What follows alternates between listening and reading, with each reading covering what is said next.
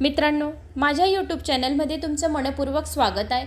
श्री अवधूत चिंतन श्री गुरुदेव दत्त श्री स्वामी समर्थ। मित्रांनो, आज आपण या व्हिडिओच्या माध्यमाने जाणून घेऊया अमावस्येला कुठले कुठले आपल्याला उपाय करायचे आणि हे उपाय एकदम पॉवरफुल आहेत, जे मी घरात करते। साधे सोपे भोळी भक्ती जे करते, श्रद्धा विश्वासाने हे उपाय करा, ते मी तुम्हाला शेअर करत आहे मित्रांनो। तर आता आज आपण जाणून घेऊया अमावस्या उपाय।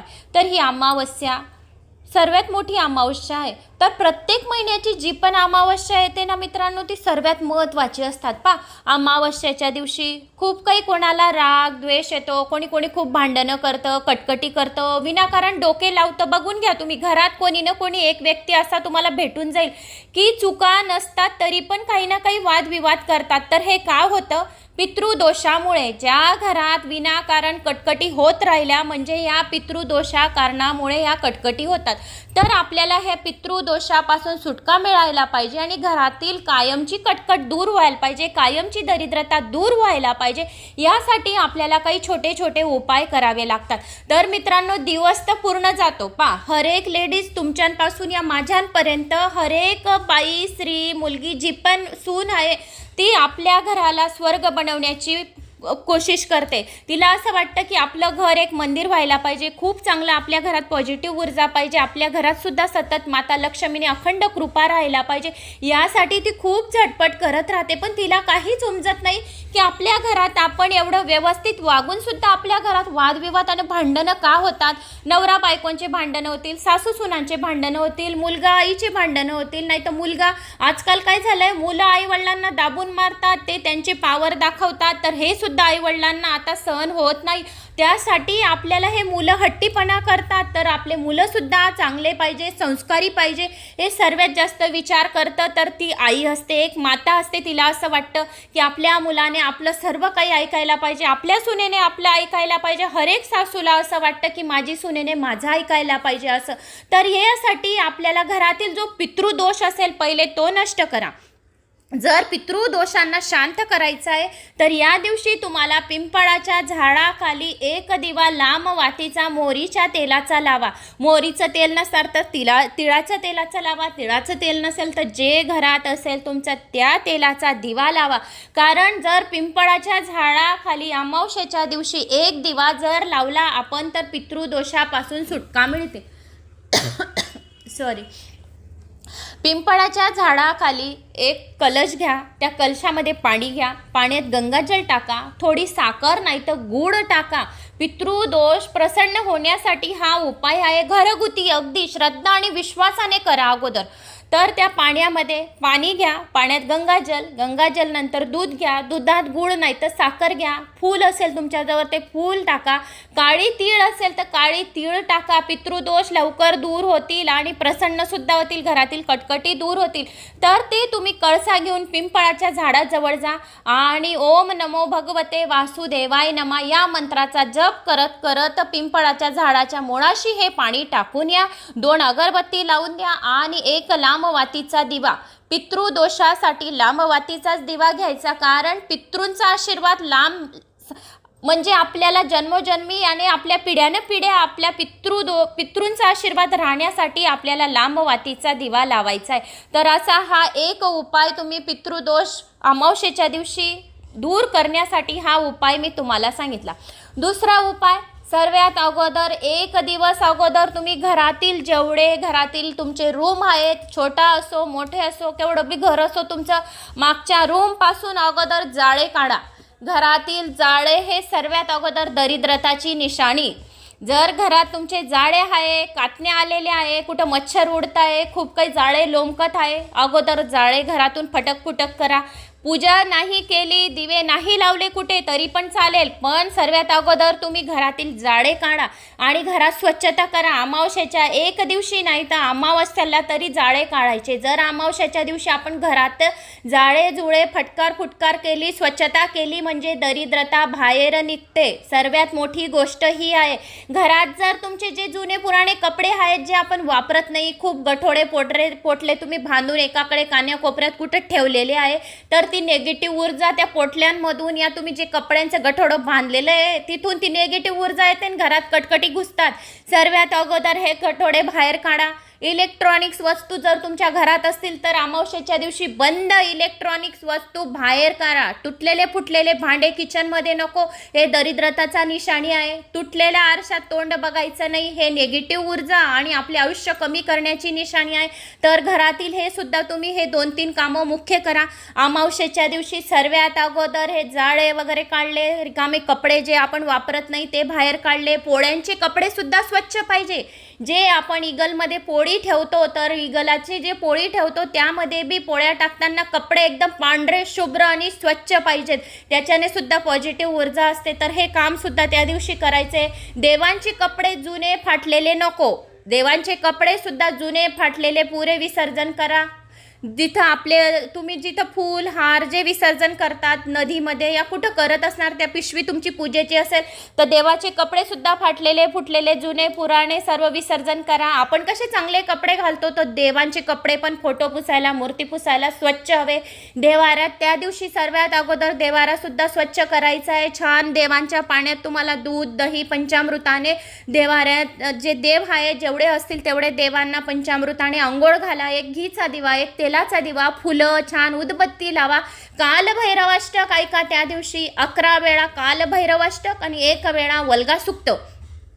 तर असं केल्याने आपल्या घरातील कायमची कटकटी दूर होतात. पितृदोषांपासून आपल्याला मुक्तता मिळते आणि माता लक्ष्मीचा अखंड चिरकाल आपल्या घरात वास राहतो. तर या दिवशी तुम्हाला हे काम सुद्धा करायचं आहे. फरची पुसण्याच्या पाण्यामध्ये तुम्हाला जाड मीठ, गोमित्र आणि हळद, जाड मीठ, गोमित्र, हळद, गंगाजल असेल तर गंगाजल असं टाकून तुम्हाला फरची पुसायची आहे आणि घरातील दरिद्रता सर्व बाहेर काढायची. सर्व जे काही मी तुम्हाला हे सांगते सर्व दरिद्रता बाहेर काढायची सांगते. निगेटिव्ह ऊर्जा तुमच्या घरातून बाहेर काढण्याचा उपाय सांगते. महिन्यातून एकच वेळा आपल्याला करावा लागतो. आपल्याला दिवसभर पुरतो त्या दिवशी. मी सांगते माझ्यावरून, मी सुद्धा स्वतः हे कामं करते कारण तो पूर्ण दिवस आपल्याला कामामध्ये जातो. आणि हर एक स्त्रीचा जीवन काय आहे? कामाचंच आहे. कारण कर्म करा, संघर्ष करा, निगेटिव्ह ऊर्जा बाहेर काढा. काम, क्रोध, मत्स्य, गर्व, अहंकार आपल्या शरीरामधून सुद्धा त्या दिवशी बाहेर काढा. आणि रोज सुद्धा काम, क्रोध, मत्स्य, गर्व, अहंकार या 4-5 गोष्टी शरीरातून बाहेर दूर अशा काढून फेका की कोसो दूर राहत त्या बिमारी. ते जर आपल्या शरीरातून बाहेर फेकल्या ना सहजतेने आपल्याला सफलता आणि प्रगतीला आपल्या कोणी रोखू नाही शकत. आपल्या व्यापारात लाभच होईल या गोष्टींनी. म्हणून या गोष्टी सुद्धा तुम्हाला करायच्या आहे. तर अशा ह्या 4-5 गोष्टी मी तुम्हाला सांगितलं. 6वी गोष्ट म्हणजे आता आपल्या बाथरूममध्ये जर जाड मीठ असेल, हे सर्व तुमचे कामं झाल्यानंतर तुम्हाला 4-1 वाजता संध्याकाळून आपला बाथरूम लेट्रिन सर्व स्वच्छ करा त्या दिवशी. तर निगेटिव्ह ऊर्जा बाथरूममधून सर्वात पहिले येते. बाथरूमचा दरवाजा बंद असावा. जो कोणी टॉयलेट बाथरूम लेट्रिनला जात असेल त्याला वारंवार सांगा दरवाजा बंद करा, दरवाजा उघडा नको, तिथून निगेटिव्ह ऊर्जा बाहेर येते.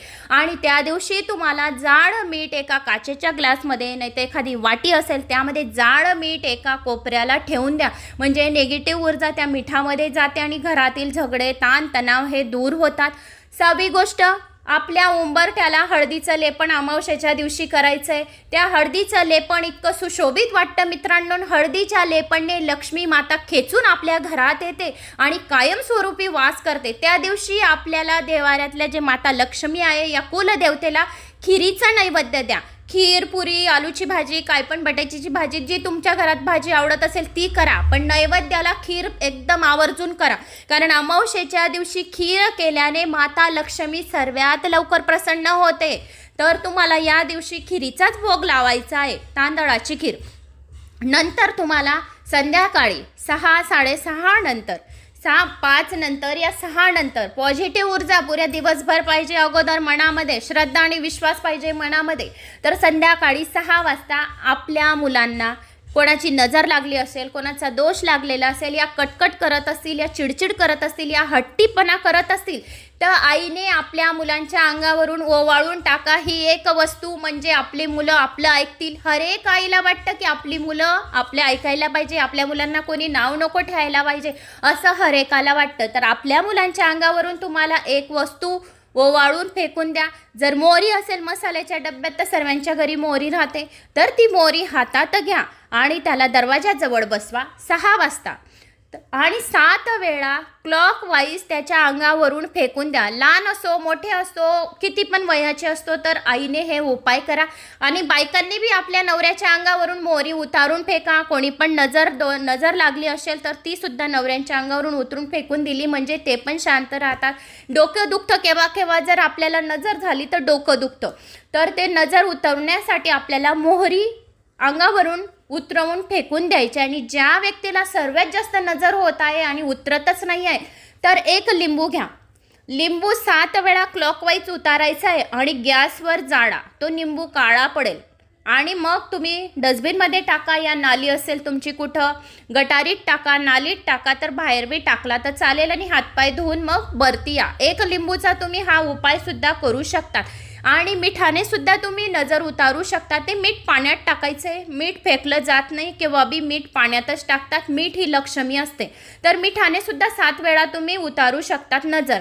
आणि नाहीतर मिरच्या लाल असतील तर लाल मिरच्या, तुट्टीचा खडा असं करून सुद्धा तुम्ही नजर उतारू शकता. ज्या वस्तू तुमच्याजवळ अवेलेबल असतील मनाने, श्रद्धेने, विश्वासाने उतारून टाकून द्या. अमावस्येच्या दिवशी जे पण काही आपण जप तप करतो या काही काम करतो तर त्याचं दुग्न फळ मिळतो आणि त्या दिवशी शक्ती जास्त जागृत असते.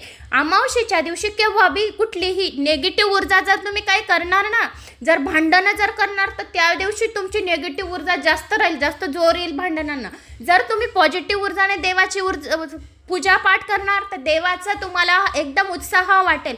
तर तुम्ही ज्या ऊर्जेने काम करणार त्या दिवशी तुम्हाला डबल राहील एनर्जी. अमावस्या पौर्णिमाला आपल्या शरीरात एनर्जी डबल राहते. म्हणून असं का म्हणतात की घरातील जाडे आळे घ्या, कोणाची नजर लागली तर हे काढून घ्या, फरची पुसा, हळदीचं लेपन करा दरवाजाला, तर तुम्हाला हे काम करायचं आहे. अमावस्येच्या दिवशी 5 दिवे सुद्धा नक्की लावा.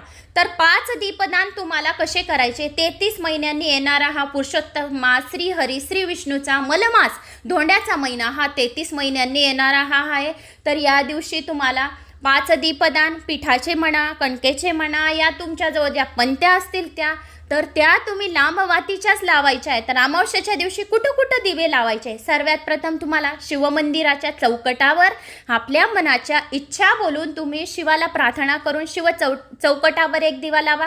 दुसरा दिवा तुम्हाला बेलाच्या झाडाखाली लावायचा आहे. तिसरा दिवा तुम्हाला आवळ्याच्या झाडाखाली लावायचा आहे. आणि चौथा दिवा तुम्हाला आपल्या मटक्याजवळ लावायचा आहे. मटका हा पितृचं स्थान आहे, तर मटक्याला पितृदोषापासून मुक्ती मिळवण्यासाठी आणि आपले पितृ आपल्यावर प्रसन्न करण्यासाठी मटक्याला तुम्हाला हा चौथा दिवा लावायचा आहे. 5वा दिवा आपल्या घराच्या उजव्या हाताला घुसताना लावायचा आहे. लक्ष्मी प्राप्तीसाठी माता लक्ष्मीला तुम्हाला प्रार्थना करायची, हे महालक्ष्मी माझ्या घरी ये आणि माझ्या घरात तू धनधान्याने नांद, दिन दुगणी रात चौगणी तरक्की कर, व्यापारात खूप लाभ कर, आम्ही खूप प्रगती करो, आमचे मुलं खूप प्रगती करो, धनधान्याने आमचं घर भरलेलं राहो, आमच्या घरात जो कोणी व्यक्ती येईल तो कधी उपाशी जायला नको, त्याला भरभराटून आम्ही पोट भरून आणि वस्त्र अन्नदान करून आम्ही त्याला दान करू. इतकी आम्हाला शक्ती दे की आमच्या घरी जो कोणी व्यक्ती येईल तो कधी निर्मुखी नको जायला, माझ्या दारातून खाली नको जायला माता राणी. तर एवढी तुम्हाला शक्ती दे. तो 5वा दिवा तुम्हाला दरवाजामध्ये अशी प्रार्थना करून बोलून तिथं नमस्कार करून दिवा तर लगेच लागला जाईल. 1 सेकंदात तुमचा दिवा लावला जाईल. दिवा लावला म्हणजे लगेच वरती चढू नका. मी जे हे बोलली या तुम्हाला काही बोलायचं आहे ते तुम्ही जे बोला, नमस्कार करा, 2 मिनटं दिव्याजवळ थांबा, दिव्याला हळद कुंकू अक्षदा लावा, 1 फूल अर्पण करा आणि माता लक्ष्मीला प्रार्थना करा की माझ्या घरी ये आणि मी तुझी आतुरतेने वाट पाहते आणि माझ्या घरी दरिद्रता जी आहे ना तर ही दरिद्रता पूर्ण दूर कर आणि तू स्वयं विराजमान राहा. तुझ्यासाठी मी खीर सुद्धा बनवलेली आहे आणि ती खीर मी देवाऱ्यात ठेवलेली आहे आणि ती येऊन तू खाऊन जा आणि माझ्या घरी त्या देवाऱ्यातच राहा, असं तुम्हाला प्रार्थना करायची. तर अशी प्रार्थना केली म्हणजे आपल्या मुलांच्या, नवऱ्यांच्या, आपल्याला जे कोणी आपल्या घरी येईल त्यांच्या सर्वांच्या आपण इच्छा पूर्ण करू आणि ते प्रसन्न होऊन आपल्या घरून जातील ना, आशीर्वाद देतील. असे तुम्हाला हा 5व्या दिव्याबरोबर प्रार्थना करायची. तर हे 5 दीपदान अमावस्याचं खूप महत्त्व आहे. अधिक महिना पण आणि अमावस्याच्या दिवशी दर अमावस्याला सुद्धा तुम्ही 5 दीपदान असे करू शकता. आता ह्या झाल्या 6-7 गोष्टी. आता ही 8वी गोष्ट, शेवटची गोष्ट. शेवटचा उपाय आता. तर शेवटचा उपाय तुम्हाला कुठला करायचा आहे? कापूर, लवंग आणि घी. तर तुम्हाला कापूर सोबत जाळा ही वस्तू. तर कापूर सोबत तुम्हाला ही वस्तू कुठली जाळायची आणि कशी जाळायची? तर मित्रांनो, भीमसेनी कापूर घ्या. भीमसेनी नसेल तर कुठल्या पण छान वड्या घ्या, मोठ्या मोठ्या वड्या घ्या आणि आपल्या मागच्या घरापासून तर आपल्या पुढच्या दारापर्यंत, मागच्या घरापासून तर पुढच्या दारापर्यंत तुम्हाला तो कापूर जाळत जाळत पूर्ण घराच्या बाहेर काढायचे. नाहीतर तुम्ही दरवाजापासून तर आपल्या घरात घुसा. इकडून पण केलं तरी पण चालेल. कापूरचा धूर सर्व दूर आपल्या घरात द्या. म्हणजे माझा म्हणण्याचा अर्थ म्हणजे तुम्ही शेवटपासून का करत नाही, या दरवाजापासून सुद्धा करत नाही. कारण नेगेटिव्ह ऊर्जा सर्व बाहेर व्हायला पाहिजे, नजर दोष कटकटीपासून मुक्तता मिळायला पाहिजे. म्हणून आपल्याला हे कापूरचा उपाय करायचा आहे. तर कापुरासोबत 7 लवंगा घ्या, 5-7 कापुराच्या वड्या घ्या, एक डिश घ्या, नाही तर हाताला चटके लागतील, आणि श्री स्वामी समर्थ, श्री स्वामी समर्थ असं करून करून तुम्हाला कापुराचा धूर आपल्या काण्या कोपऱ्यात सर्व दूर द्यायचा आहे. जर आपण असं केलं म्हणजे आपल्या घरात खूप पॉझिटिव्ह ऊर्जा राहील. आणि ज्या वेळेस तुम्ही रात्री झोपणार तर तुम्हाला इतकी शांत झोप लागेल, मनाला शांती भेटेल, मनाला प्रसन्न वाटेल. तर असं हे उपाय तुम्हाला अमावस्येच्या दिवशी मी दिवसभर काम सांगितलेलं आहे. तर अमावस्येच्या दिवशी दिवसभर ह्या कामातच जाईल. कारण मी माझ्यावरून सांगते, मला पूर्ण दिवसभर उठल्यापासून सकाळी 5 वाजेपासून तर रात्रीचे 11 वाजेपर्यंत माझे सर्व हेच कामं राहतात. अगोदर मी तुम्हाला सेवा सांगून देते, मग मी माझ्या घराची मी सुद्धा स्वच्छता ठेवते. माझं घर पण मी मंदिर बनवते. माझं घर पण स्वर्ग बनायला पाहिजे. माझ्या घरी जो आलेला दाराशी आहे तो व्यक्ती कधी निर्मुखी नको जायला, अशी माझी इच्छा आहे. म्हणून मी हे सर्व उपाय तपाय. माझं फायनान्शियल एकदम चांगलं आहे. माझी मुलगी भोपाळला डेंटिस्ट डॉक्टर होत आहे, तिचं फायनल इयर आहे. मुलगा बी फार्मसीमध्ये, हॉटेल आहे, हार्डवेअर आहे. सर्व काही शिवशंभूच्या कृपेने, स्वामीच्या कृपेने सर्व काही व्यवस्थित आहे. पण माझा हा छंद आहे की मी ज्या पूजा पाठ करते, तर मी तुम्हाला सांगितलं तुमचं मन सुद्धा त्याच्यात रमून जाईल आणि आपल्या मनाला शांती भेटेल. आपल्या मनाला प्रसन्न करणारं कोणी नाही आहे. दुखवणारे 10 भेटतील पण प्रसन्न करणारं कोणी नाही आहे. तर आपल्या मनाला आपणच स्वतः प्रसन्न करायच्या. या सेवा करून, हे उपाय करून आपणच आपल्या घरात पॉझिटिव्ह ऊर्जा ठेवायची. आपल्या मुलाबाळांची, आपल्या घराची आपणच सांभाळ करायचा. म्हणून मी तुम्हाला हे उपाय सांगते. तर मित्रांनो, मला अशी आशा आहे की तुम्हाला माझा हा व्हिडिओ खूप आवडला असेल. व्हिडिओ लॉंग झाला पण काय करू, माझ्या मनात अजून खूप काही आहे की व्हिडिओ माझा अर्धा 1 घंट्याचा बनून जाईल. पण मी कमीत कमी बोलण्याचा प्रयत्न करते, पण माझ्या तोंडातून एक उपाय निघतात आणि ते उपाय एकदम पॉवरफुली राहतात. बिना पैशांचे उपाय सांगितले मी तुम्हाला, कारण मला माहिती आहे ज्यांची फायनान्शियल परिस्थिती चांगली असेल ते तर बिचाऱ्या करूच शकतील, पण ज्यांची नाही आहे त्यांना असं वाटतं की आपण बी करावं. पण हे बिना पैशांचे उपाय मी तुम्हाला सांगितलेले आहे आणि पॉझिटिव्ह ऊर्जाचे सांगितलेले. तर हे उपाय नक्की करा. पूजा पाठ केल्याने तर आपल्याला महालक्ष्मी प्रसन्न होते. पण काही छोटे छोटे हे उपाय आहेत की घरातील हे आपले कटकटी वास्तुदोष दूर करण्यासाठी खूप पॉवरफुल उपाय आहे. तर महिन्यातून आपण 1 वेळा तर हे करूच शकतो आणि तुम्हाला करायचंच आहे. तर मित्रांनो, मला अशी आशा आहे की तुम्हाला माझा हा व्हिडिओ आवडला असेल. आवडला तर एक लाईक नक्की करा. चॅनलला सबस्क्राईब करा, ऑलवर क्लिक करा, म्हणजे सर्वात पहिले नोटिफिकेशन तुम्हाला मिळेल. श्रावण महिन्याच्या शिवलीला अमृत कथेचे, तुम्हाला अध्यायांचे पारायण करण्याचे जे व्हिडिओ आहेत ते तुमच्यापर्यंत पोहोचतील. आणि जास्तीत जास्त जणांना सुद्धा हा व्हिडिओ शेअर करा. शेअर केलेल्याचं पुण्यसुद्धा तुम्हाला भेटेल आणि माझा आत्मविश्वास मला वाढवायला प्रेरणा मिळेल. म्हणून एक लाईक आणि एक कमेंट्स नक्की करा. तुमचं एक कमेंट्स माझ्या मनाला आधार देणारा आहे. तर कमेंट्स नक्की करा. हात जोडून मी विनंती करते, एक कमेंट्स नक्की करा. तुमच्या गावाचं नाव तरी सांगा. तुमच्या गावाचं नाव पण वाचून मला खूप आनंद येतो. कमेंट्समध्ये जय श्री महाकाल, श्री स्वामी समर्थ करा.